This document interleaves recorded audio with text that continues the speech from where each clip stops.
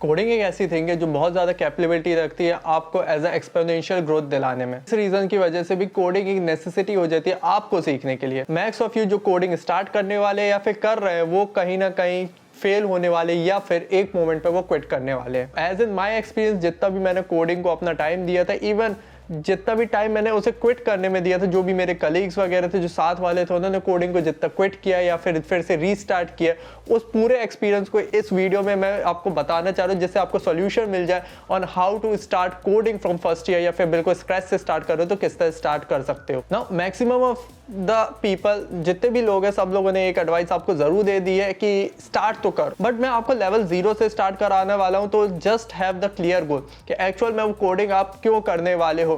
इसके लिए आपको एक बोला जाए तो प्रिपरेशन लगेगी या फिर आपकी प्लानिंग लगेगी एक्चुअल में आपको क्या करना है उसमें, कि आपका एक्चुअल गोल क्या है, कि आप वो मनी कमाना है या फिर आपको प्रोग्रामिंग लैंग्वेज में मजा आता है या फिर आपको ऐप डेवलपमेंट या वेब डेवलपमेंट जो फैंसी टर्म्स है जितने भी देखते हैं AI ML हो गए ये सब चीजों में इंटरेस्ट है।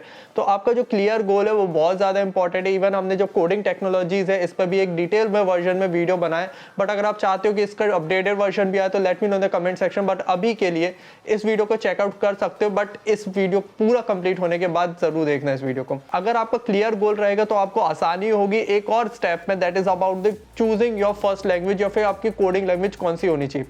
यहाँ पर डिबेटिंग का कोई क्वेश्चन नहीं है कि ये वाली लैंग्वेज आपकी होनी चाहिए, ये वाली लैंग्वेज होनी चाहिए। इट्स जस्ट लाइक कि आपने 11th के बच्चे को अगर CA करना है तो आप उसे साइंस की तरफ प्रेफर कर रहे हो कि साइंस ले ले या फिर ले ले आर्ट्स ले ले, इस तरह के। तो सब कोडिंग लैंग्वेज एक समान है, बट डिफरेंट पैरामीटर्स में अलग अलग कोडिंग लैंग्वेज थोड़ा सा बेटर परफॉर्म कर पाती है, कुछ जगह पर नहीं कर पाती। But as a college student, as a working professional या फिर एज अ जो भी व्यक्ति हो कॉर्पोरेट में, तो आपके लिए दो लैंग्वेजेस बहुत ज्यादा प्रेफर्ड होने वाली है, that is C++ and the Java. Python जैसी लैंग्वेज बहुत ज्यादा अच्छी लैंग्वेज के तौर पे आएगी, बट आपके गोल्स क्या है उसके बेसिस पे आपकी जो भी लैंग्वेज है वो फिगर आउट कर रहे होगे। बाकी ये तो पूरी टेक्निकल मीनिंग होगी, टेक्निकल टर्म हो गई कि आपको यहाँ से एक बहुत ही ज्यादा एक शानदार स्टार्ट देने की कोशिश कर रहा हूँ। कोडिंग के जैसे ही हम घुसने वाले रहते तो हवा बातें ज्यादा ही आने लगती कि आपको डेवलपमेंट करना पड़ेगा, आपको DSA करना पड़ेगा, आपको इस पैकेज तक पहुंचना तो ये चीजें करनी पड़ेगी, सॉल्यूशन करना पड़ेगा। बट द फाउंडेशन स्टेप हमेशा से भूल जाते, स्टार्ट विद द बेसिक। हर एक लैंग्वेज में चाहे कोई भी लैंग्वेज हो, because I have tried the Java, I have tried the C++, tried the Python, सब जगह पे सिंटेक्स सबके अलग अलग होते हैं। दैट इज सिंटेक्स एक कमांड होता है जिससे स्टार्ट होता है एक्चुअल में। बाकी सब चीजें फॉर वाइल लूप ये सब चीजें बेसिक्स ऑफ एरेज एसेट्रा सब चीजें कॉन्सेप्ट बिल्कुल सेम होते। बस जो भी लैंग्वेज में आप फिगर कर रहे हो उसका थोड़ा सा सिंटेक्स चेंज हो रहा होता है कि हाँ जस्ट लाइक पाइथन में प्रिंट एफ करके सीधे सीधे लिख सकते हो, जावा में क्लासेस का यूज करना पड़ता है, C++ में इंक्लूड स्टूडियो डॉट कुछ करके होता है। मैं शायद स्टूडियो नहीं बोलना चाहिए, STDIOU होता है, ठीक है मैं गलत ही प्रोनाउंस करता हूँ उस चीज को, बट एनीवेज आप समझ रहे होगे मैं क्या बोलना चाह रहा हूँ। तो स्टार्ट विद द बेसिक, थोड़ी बहुत चीजें जो बेसिक फॉर्मूलेज है, बेसिक सिस्टम्स है किसी भी लैंग्वेज को समझने के, वो चीजें स्टार्ट करो। डे बाय डे आप खुद ब खुद ये जो चीज है वो फिगर आउट करोगे और आपको मेरे जैसे लोगों की जरूरत भी नहीं पड़ेगी और आप सीधे सीधे अपने जो भी मंजिल है उसकी तरफ जाने लगोगे ना। किसी भी चीजों को सीखने के लिए आपके 3 चीजें बहुत ज्यादा मेन पिलर के तौर पे आ जाती है, that is SPR। Now 1 S stands for the study, जहां पर आप पढ़ाई कर रहे होते हो।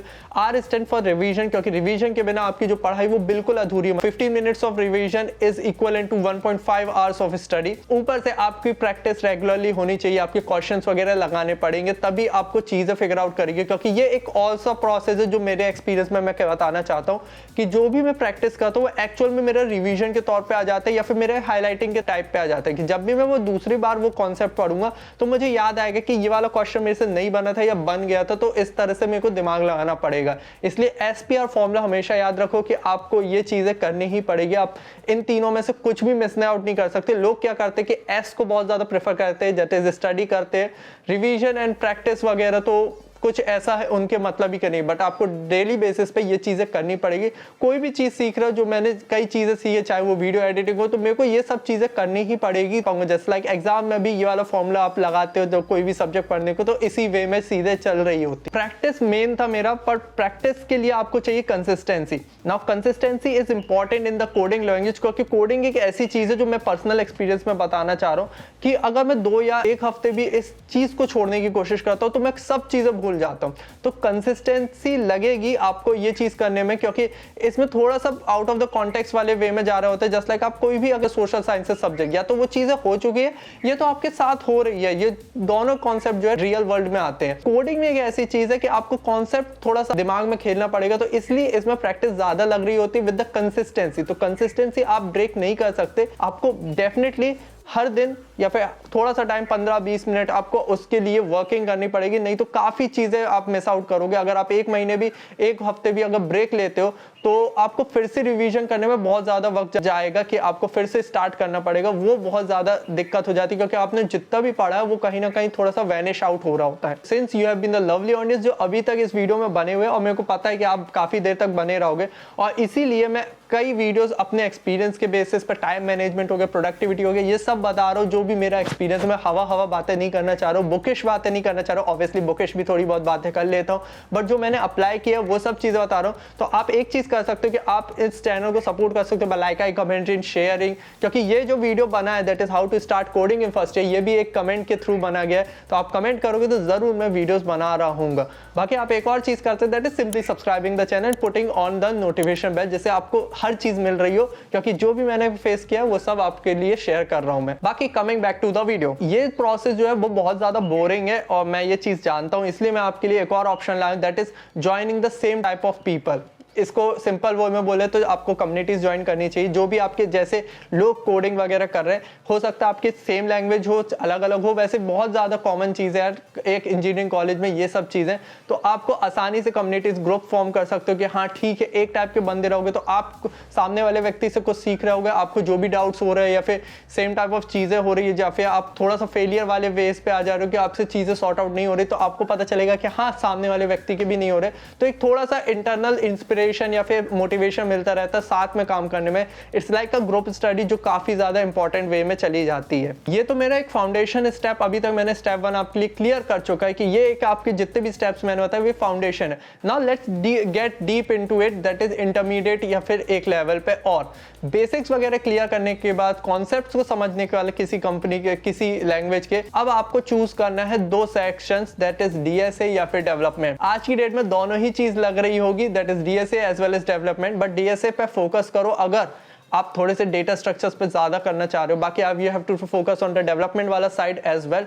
डेटा स्ट्रक्चर अगर मैं सिंपल वे में बोलूं, अगर आपको नहीं समझ आ रहा है, तो यहाँ पर डेटास जो है उसको स्ट्रक्चर्ड वे में फॉर्म करना, मतलब नंबर ऑफ डेटास है उसकी एक वैल्यू एडेड कंटेंट बनाना है, इसी को मैं बोलूंगा डीएसए। शायद बहुत ज्यादा शॉर्ट बोल दिया, बट सिंपल वे में यही है। और अगर आपको डिटेल में वर्जन करना है तो please look out for the chat GPT, या फिर नॉर्मल वे में गूगल भी आपका ये काम कर रहा है। डेवलपमेंट में आप किसी चीज, कोई चीज बना रहे हो, चाहे वो वेब हो सकता है, ऐप हो सकता है, कोई प्रोजेक्ट बनाने को डेवलपमेंट बोल दिया जाता है। चाहे 2 टाइप के होते हैं, that is app development and web development. थोड़ा सा क्लीशी लैंग्वेज में चला गया, ठीक है, पर समझ गए होंगे कुछ बनाने को ही डेवलपमेंट बोला जाता है, चाहे वो प्रोजेक्ट हो, चाहे आपका कुछ एक इंटरफेस हो, चाहे कुछ भी हो। थोड़ा सा कन्वर्सेशन को और डीप करते हैं, दैट इज लेवलिंग अप। इस मोमेंट पे आप थोड़ा सा बेसिक पहुंच चुके हो, बेसिक से आगे बढ़ चुके।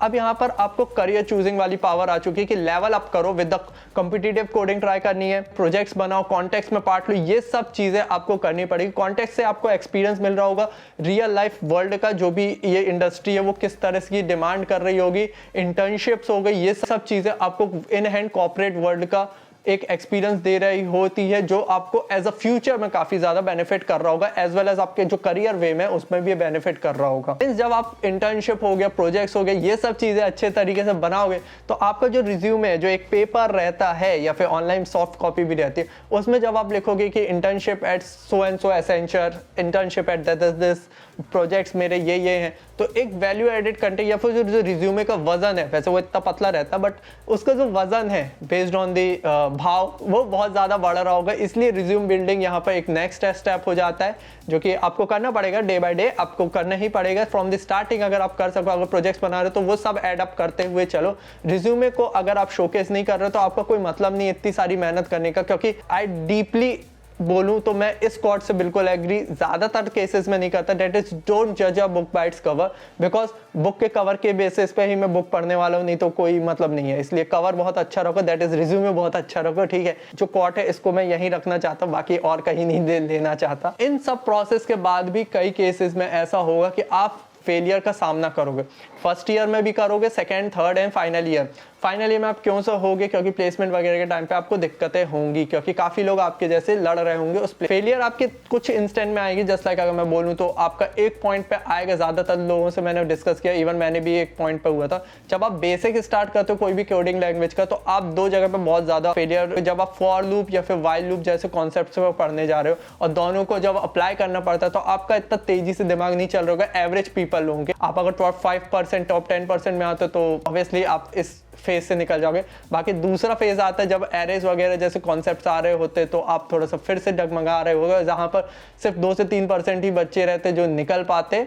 बाकी फिर उसके बाद एक बार होता है, आप एक बार गिर जाते हो, फिर आपको करना ही पड़ता है, वो जिद बन जाती है, तो आप वो चीज ट्राई करते रहते हो। इन सभी प्रोसेस में 2 चीजें बहुत ज्यादा इंपॉर्टेंट हो जाती है। पहली चीज ये है कि आपको यहाँ पर सीख फीडबैक करना ही पड़ेगा। आपको चीजों को सिर्फ अपने बेसिस पे नहीं कर सकते, आप अपने ईगो में नहीं रह सकते कि यार ये सब मेरे से आता है, ये सब चीजें।